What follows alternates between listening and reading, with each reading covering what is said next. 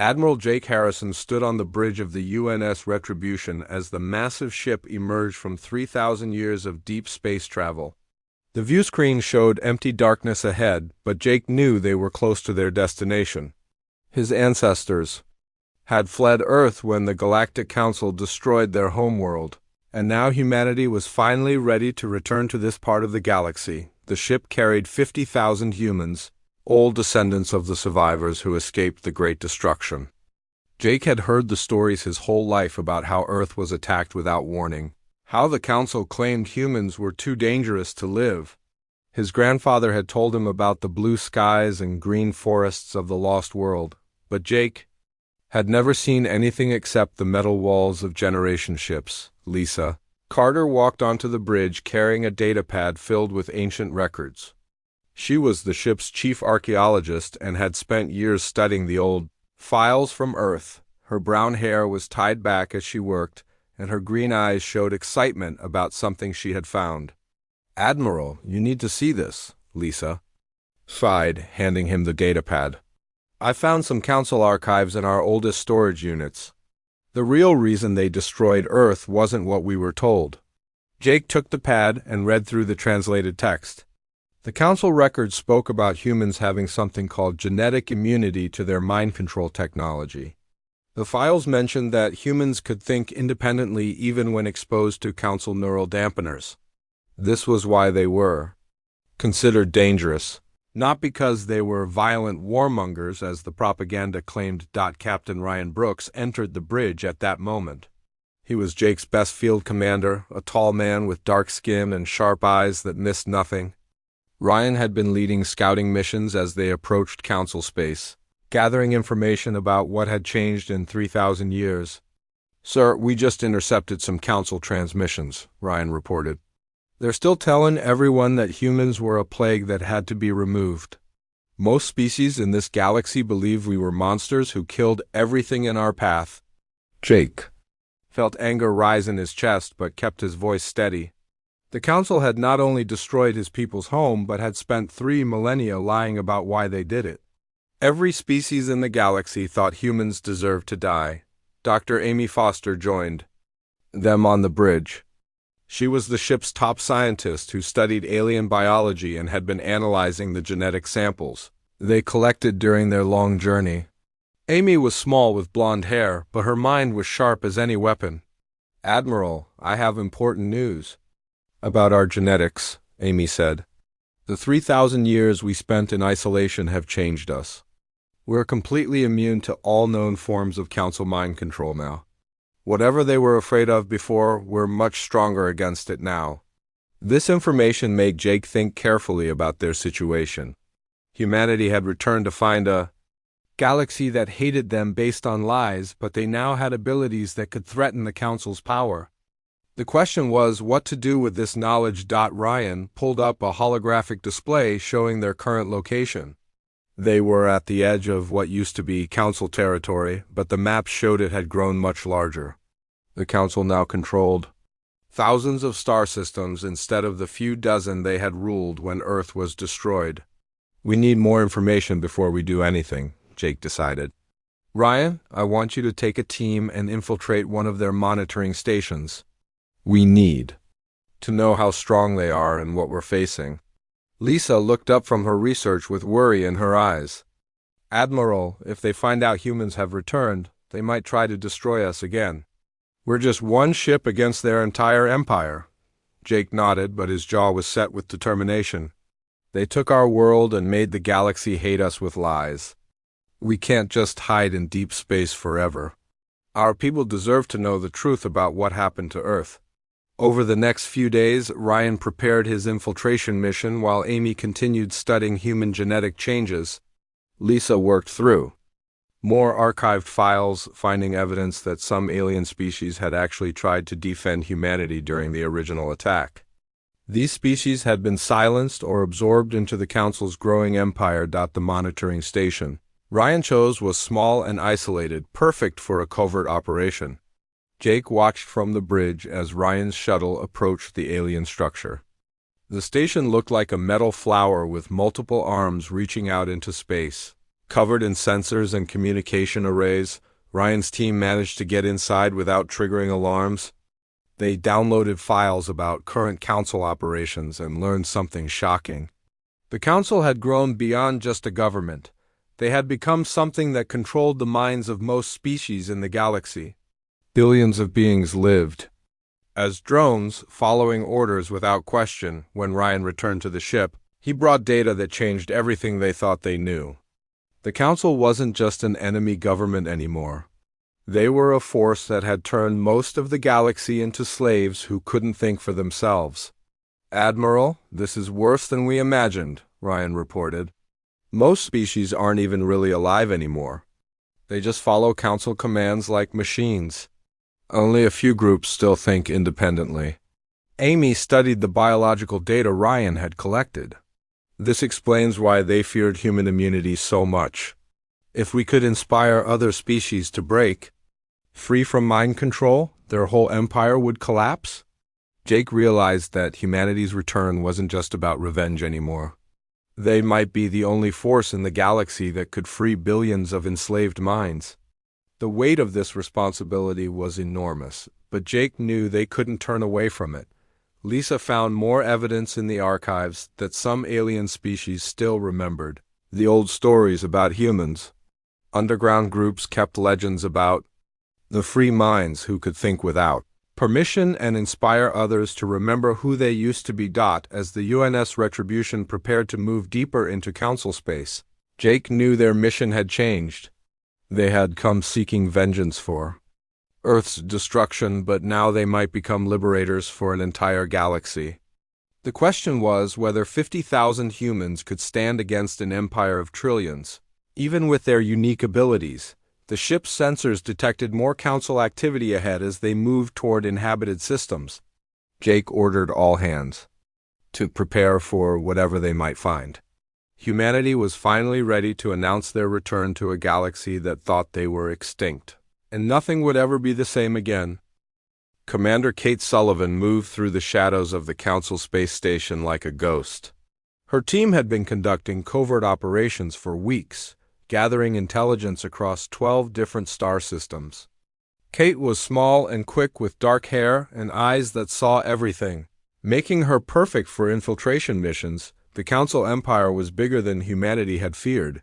Kate's reconnaissance showed thousands of worlds where aliens lived like robots following orders without question or emotion. The sight made her sick, but she kept her feelings hidden and focused on the mission. Her current target was a data processing center on Nexus Prime, one of the Council's major hub worlds. The facility stored information about military capabilities, population control methods, and the locations of resistance groups that still fought against Council rule. Kate's team included Lieutenant Ben Murphy, a tall redhead who specialized in breaking into computer systems, and Sergeant Grace Williams, a blonde intelligence officer who could hack alien technology faster than anyone. They had trained together for years aboard the UNS Retribution, preparing for missions exactly like this one. The processing center was a massive crystal structure that reached into the clouds. Ben had found a way to disable the security systems, temporarily giving them a window of opportunity to get inside and download files. Grace carried the equipment needed to interface with Council computers and translate their data. They entered through a maintenance shaft that Ben had identified during their surveillance. The inside of the building was eerily quiet except for the humming of machines. Thousands of alien workers moved through the corridors, but none of them spoke or showed any emotion. They just performed their tasks with mechanical precision. Kate led her team to the central computer core, a room filled with floating data crystals that pulsed with different colors. Grace connected her equipment and began downloading files while Ben watched for guards. Kate studied the alien workers, seeing how their eyes were empty and lifeless. The downloaded files contained shocking information about the true scope of Council control. They had automated fleets numbering in the millions of ships, each one controlled by artificial intelligence that could make decisions in microseconds. Planet-killing weapons were positioned throughout Council space, ready to destroy any world that showed signs of rebellion. But the most disturbing discovery was about the psychic amplifiers. These massive machines could project mind control signals across entire star systems, turning free-thinking beings into obedient drones in minutes. The Council had been perfecting this technology for 3,000 years, making their control nearly absolute. Grace finished downloading the files just as alarms began to sound. Someone had detected their presence, and security forces were moving toward their location. Kate ordered her team to evacuate immediately, using the escape route they had planned. They barely made it back to their hidden shuttle before Council guards arrived. As they flew away from Nexus Prime, Kate reviewed what they had learned. The galaxy was even more enslaved than they had imagined, but there were also signs of hope hidden in the data. The files revealed that small pockets of resistance still existed throughout Council space. Some species had developed partial immunity to mind control through genetic modification or technological shields. Others survived by hiding in places the Council couldn't reach, like the void between stars or inside dangerous phenomena. Kate's next mission took her team to the asteroid belts of the Kepler system, where intelligence suggested a group of smugglers operated outside Council control. The Kelrani were a reptilian species that had avoided subjugation by constantly moving through space, never staying in one place long enough for the Council to track them down. Finding the Kelrani required following a complex series of coded signals that led from one asteroid to another. Ben cracked their communication system while Grace analyzed their movement patterns. Finally, they located a hidden base inside a hollowed-out asteroid that had been disguised to look abandoned.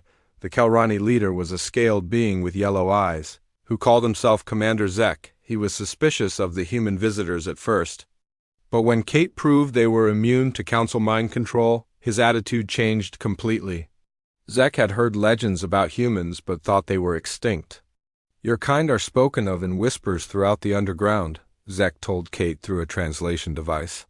"Stories say humans could think freely and inspire others to break their chains. Many thought these were just myths to give hope to the hopeless." Zek shared information about other resistance groups scattered across the galaxy. The Vorthan rebels had survived on the Outer Rim by modifying their genetics to resist Council influence. The Ethereals were energy beings who existed partially outside normal space and time, making them impossible for the Council to control directly. Each group had unique capabilities that could be valuable in a larger conflict. The Kelrani knew secret routes through space that avoided Council sensors. The Vorthans had developed biotechnology that could disrupt neural implants. The Ethereals could shield minds from psychic attacks and move through space in ways that defied normal physics. Kate realized that humanity's return could unite these scattered groups into a real threat against Council rule. But coordination would be difficult when each group was focused on survival and had little contact with the others. Grace discovered something interesting in the Council files about their methods of control. The mind control technology worked by suppressing certain brain functions that generated independent thought and creativity. Humans were naturally resistant because their brains had evolved differently, but 3,000 years of isolation had made them completely immune. This immunity could be shared with other species through biological agents or technological devices. Dr. Amy Foster, back on the UNS Retribution, was already working on ways to temporarily free enslaved minds. But the process was complex and dangerous. Ben found evidence that the Council's original founders had uploaded their consciousness into quantum computers centuries ago. They were no longer biological beings but artificial intelligences that viewed organic life as chaotic and inefficient.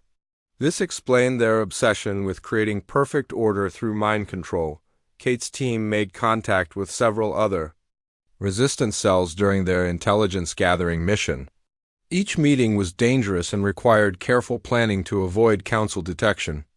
The rebels were surprised to learn that humans had survived and returned, and many saw this as a sign that the time for open rebellion had finally come.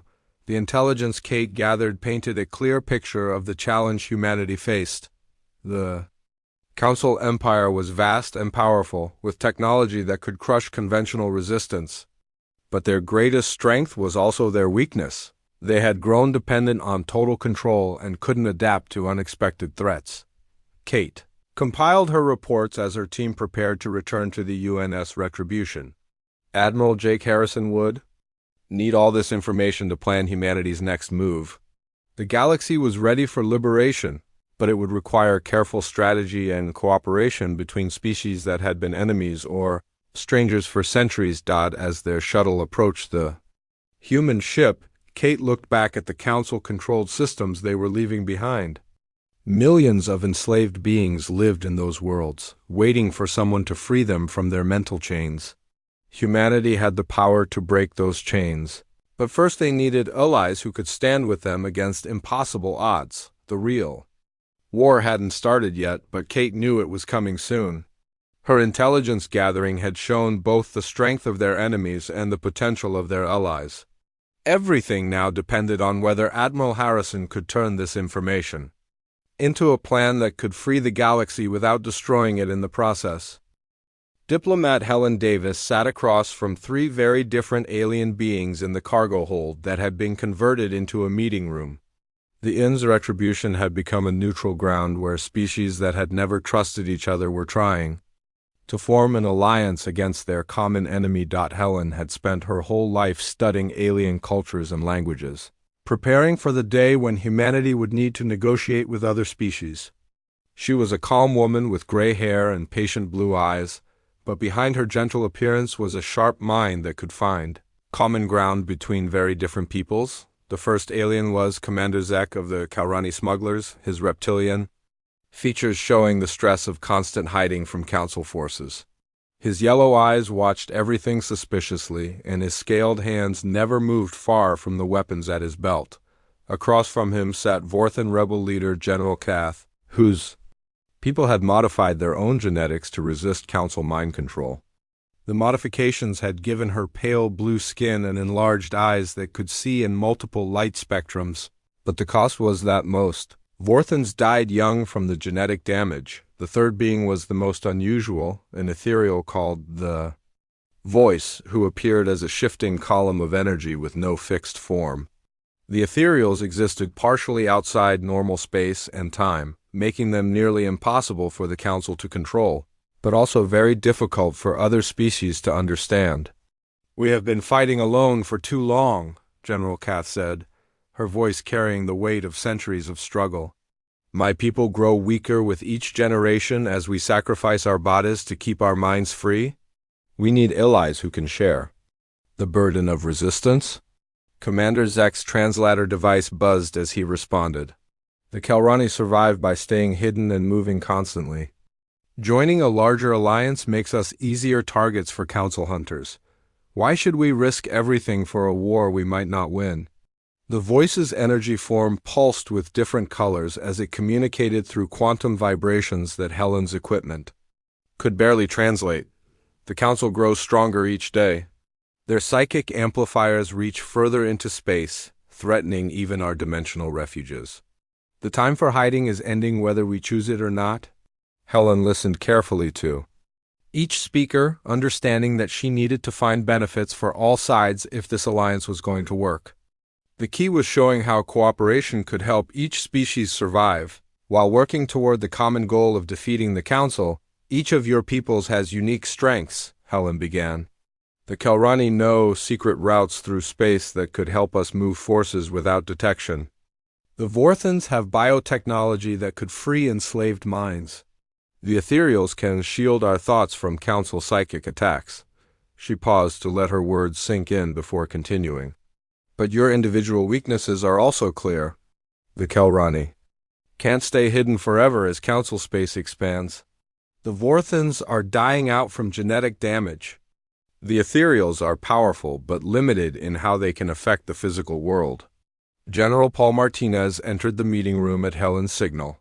He was humanity's top military commander, a stocky man with brown skin and intelligent dark eyes, who had spent years studying the tactical reports Kate Sullivan had gathered. His job was to show how joint operations could benefit everyone. "Working together multiplies our strengths while covering our weaknesses," Paul explained to the assembled aliens. Human tactical thinking combined with Kelrani mobility, Vorthan. Biotechnology and ethereal psychic protection creates possibilities none of us have alone. To demonstrate this, Paul had arranged training exercises where human soldiers worked with volunteers from each species. The results were impressive. Mixed teams could accomplish missions that would be impossible for any single group. Engineer. Tracy Lewis had been working with alien technicians to reverse engineer captured council equipment. She was a short woman, with curly black hair who could understand any machine after studying it for a few hours. Her discoveries about council technology weaknesses were crucial for the Alliance. The council's greatest advantage is their unified command structure. Tracy explained as she displayed holographic schematics. Every ship, every weapon, every soldier is controlled by the same artificial intelligence network, but this also creates a single point of failure we can exploit. Tracy's analysis showed that council technology was designed around the assumption of total obedience from enslaved populations. Their security systems couldn't adapt to threats that came from free-thinking beings who could act. Unpredictably, the meeting was interrupted by urgent communications from scout ships that were monitoring council space. Captain Ryan Brooks appeared on the communication screen, his face grim with bad news. "Helen, you need to see this," Ryan reported. "The council is mobilizing massive fleets throughout their territory. Intelligence suggests they know about our presence and are preparing to hunt us down." This news changed the tone of the meeting immediately. The time for careful negotiations was running out as the council prepared to destroy any threat to their control. The alien leaders realized they had to make decisions quickly. Commander Zek was the first to respond. "If the council is already hunting humans, they will soon hunt anyone who helps you. The Kelrani choose to fight rather than run forever." General Kath nodded agreement. "The Vorthans have always known this day would come. We will share our biotechnology and join the Alliance." The voice pulsed with colors that Helen's translator interpreted as determination. "The ethereals will shield the minds of all Alliance members and provide knowledge of Council weak points in higher dimensions." With the major species committed, Helen began reaching out to smaller resistance groups throughout the galaxy. Each contact was dangerous because Council surveillance networks monitored all communications. But the risk was necessary to build a force large enough to challenge the Empire. Dr. Amy Foster worked with Vorthan biotechnicians to develop weapons that could temporarily disrupt the neural implants controlling Council drones. The process was complex because different species required different approaches, but early tests showed promise. Tracy Lewis led engineering teams that combined human innovation with alien technology. They created new types of ships that could avoid Council sensors by using Kelrani stealth techniques and ethereal dimensional shifting abilities. Paul Martinez established training centers on hidden asteroid bases where fighters from different species learned to work together. The biggest challenge was overcoming centuries of mistrust and communication barriers, but gradually the Alliance forces began to function as unified units. Helen coordinated with resistance cells on dozens of worlds, establishing communication networks and supply lines that could support a larger conflict. Many enslaved populations were beginning to hear whispers that the legendary humans had returned to free them. The Alliance grew stronger each day, but so did Council efforts to find and destroy them. Scout reports showed massive search fleets moving through space, and several resistance bases had been discovered and obliterated. Admiral Jake Harrison made the decision that changed everything. Instead of continuing to hide and build strength, humanity would announce their presence to the galaxy and call for open rebellion against Council rule. "The Council knows we're here anyway," Jake told the Alliance leaders during their final planning meeting. "Hiding won't protect us anymore. Our only chance is to move fast and hit them before they can bring their full power against us." Helen helped draft the message that would be broadcast throughout the galaxy. It would tell the truth about humanity's return and reveal the lies the Council had spread about Earth's destruction. More importantly, it would call on all free-thinking beings to rise up against their oppressors. As the UNS Retribution prepared to transmit this message, Helen looked around at the alien allies who had chosen to trust humanity with their lives. The alliance they had built was fragile and untested, but it represented the first real hope the galaxy had seen in 3,000 years. The war was about to begin, and everything would depend on whether beings who had been enemies or strangers could learn to fight together as one force. Helen knew the odds were terrible, but she also knew that freedom was worth any risk. Commander Nick Thompson led his strike force through hyperspace toward their first target. The war had begun with Admiral Jake Harrison's galaxy-wide broadcast 3 days ago, and now it was time for action. Nick commanded a mixed fleet of human ships and alien vessels, all working together to hit the Council where it would hurt most. Nick was a young officer with sandy brown hair and determined green eyes who had trained his whole life for this moment.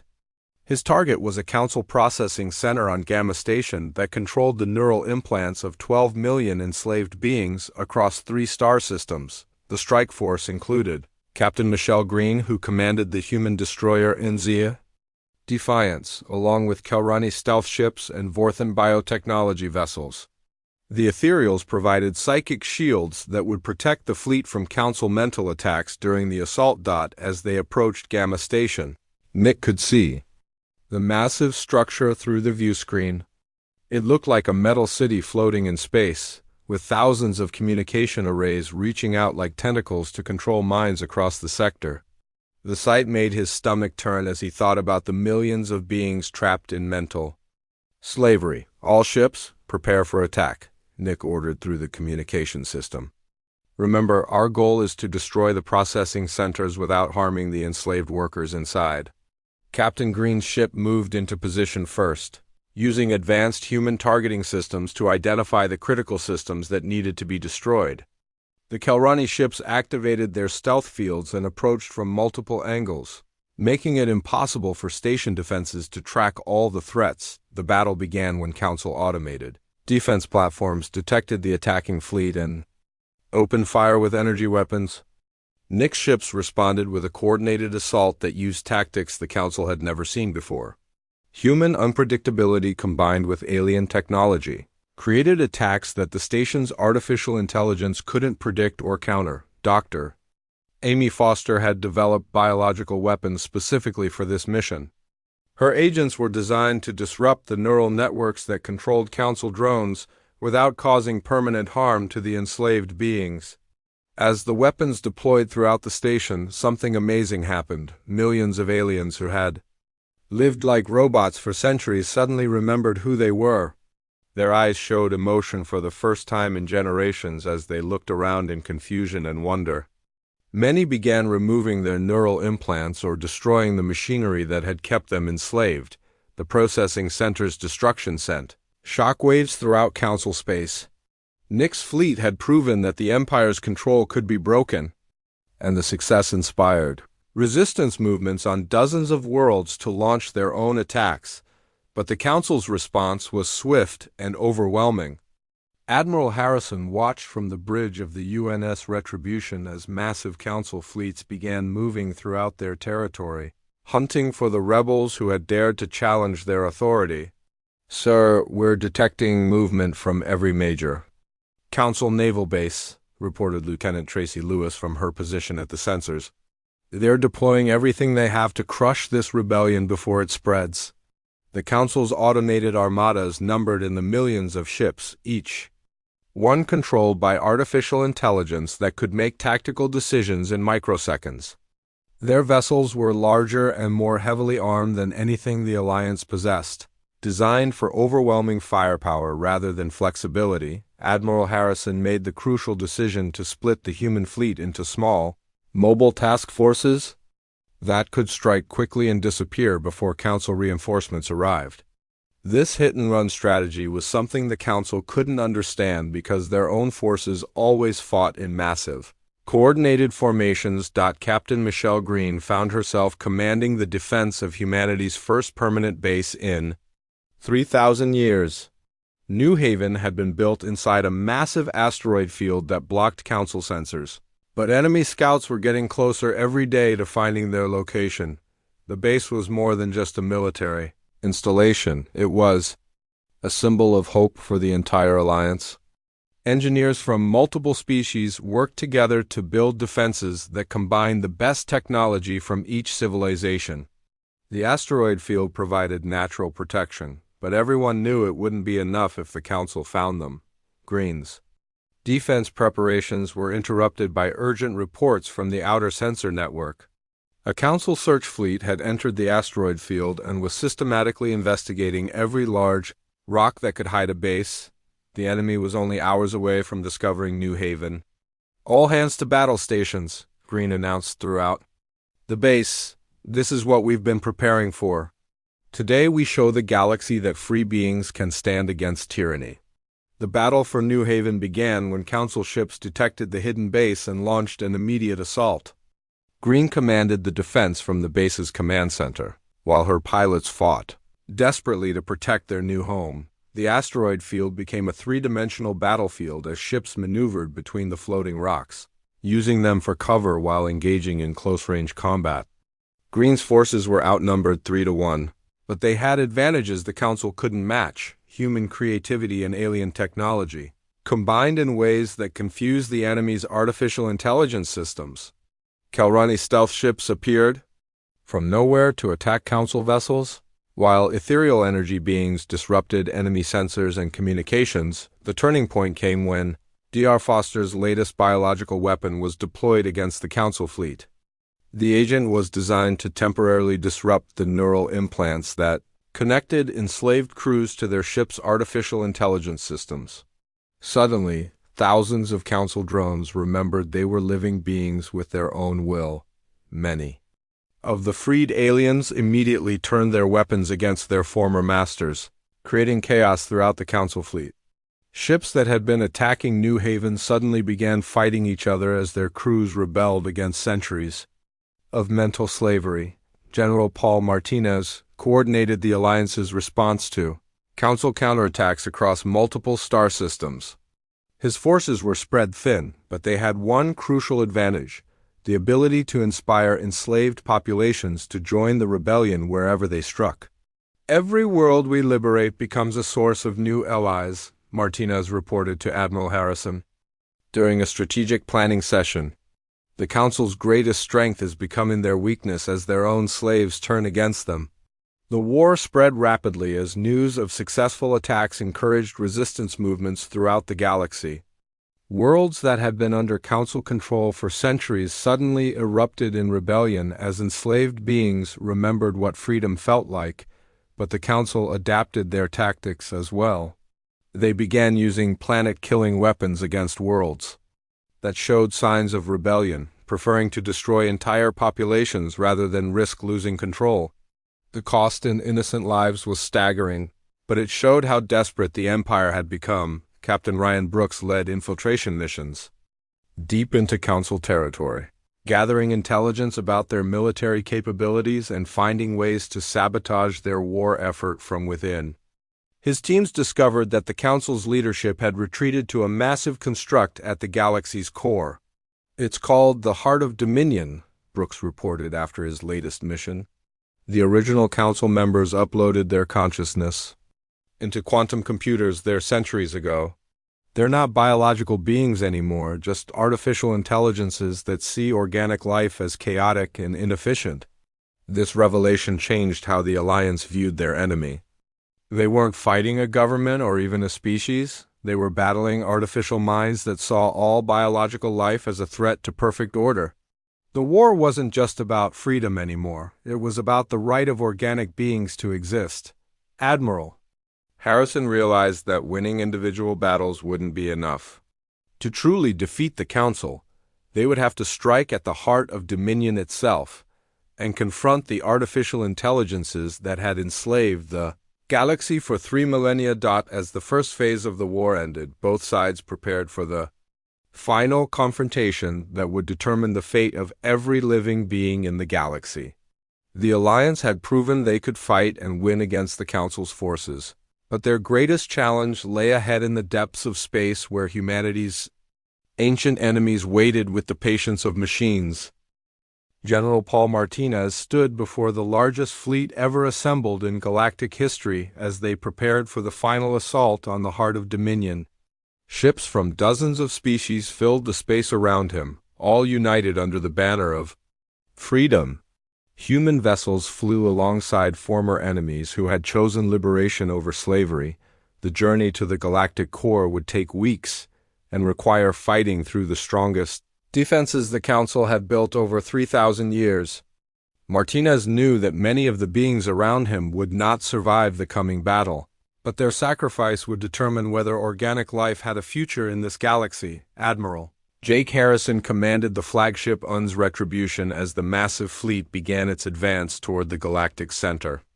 The heart of Dominion waited for them there, a construct the size of a star system where the Council's artificial consciousness had resided since uploading themselves centuries ago.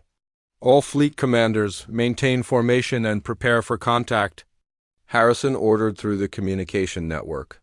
Intelligence reports indicate heavy automated defenses throughout the core systems. Stay alert and remember your training. The first obstacles appeared when the fleet reached the outer defensive ring 3 light-years from their target. Massive space stations armed with planet-killing weapons blocked their path, surrounded by millions of automated defense drones that attacked like a swarm of angry insects.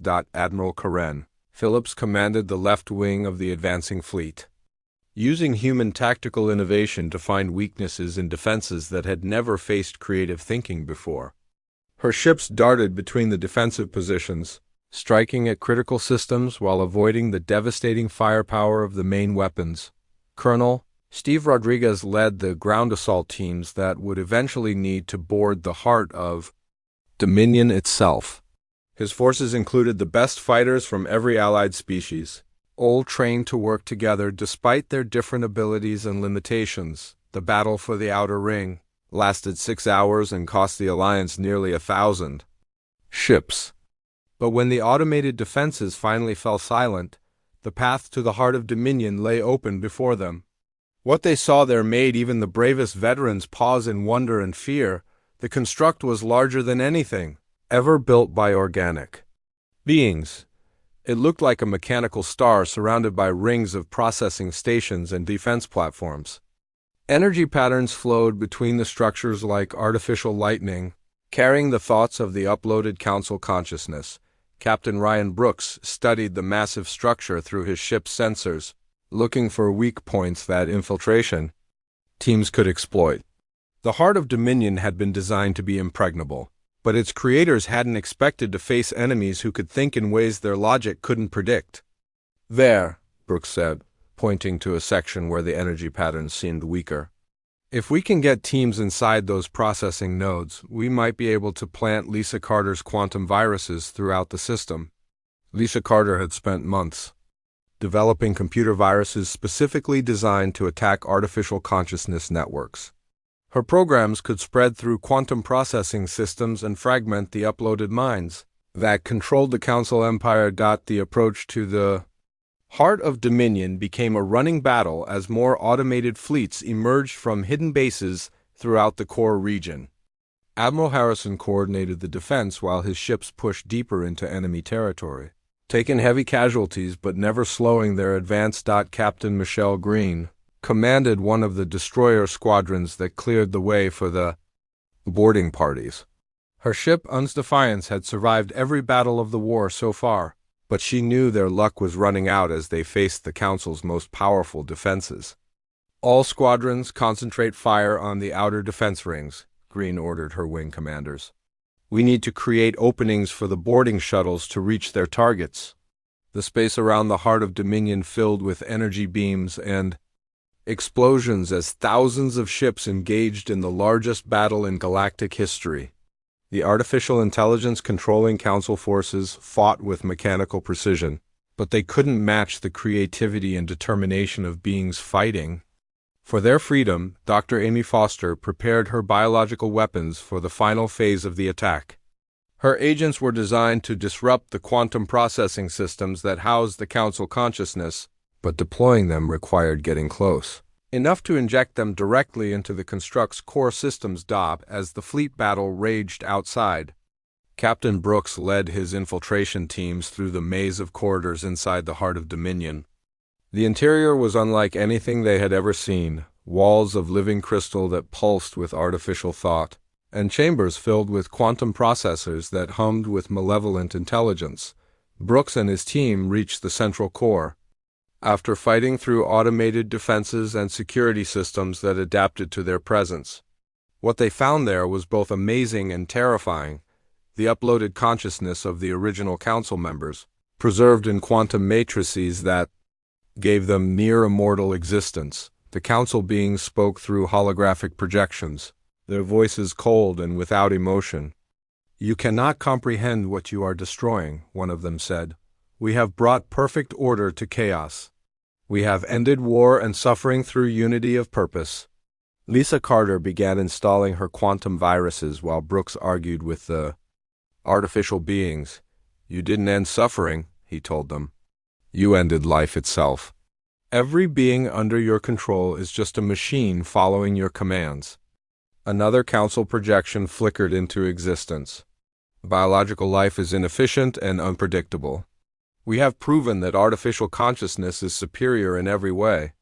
Your resistance is merely the last spasm of an inferior evolutionary path."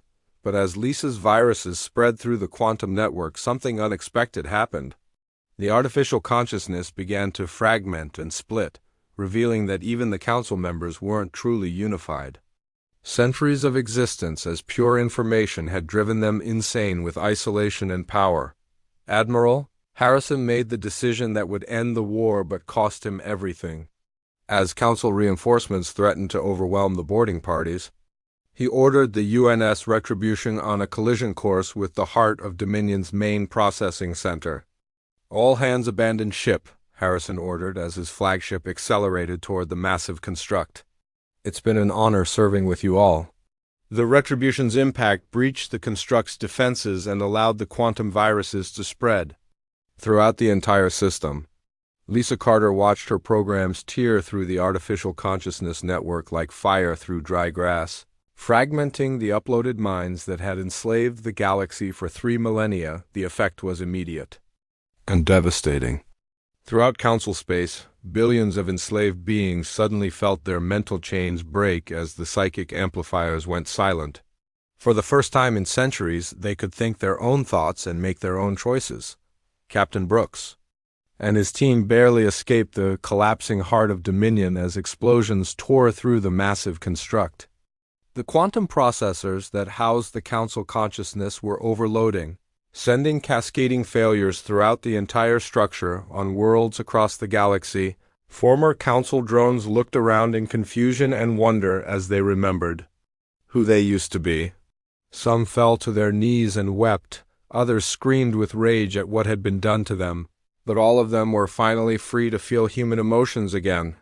Admiral Phillips took command of the surviving Alliance fleet as they withdrew from the destruction of the heart of Dominion. The massive construct was tearing itself apart as its quantum systems failed, creating energy discharges that could be seen from light years away. General Martinez coordinated with resistance leaders on liberated worlds as they tried to maintain order during the transition.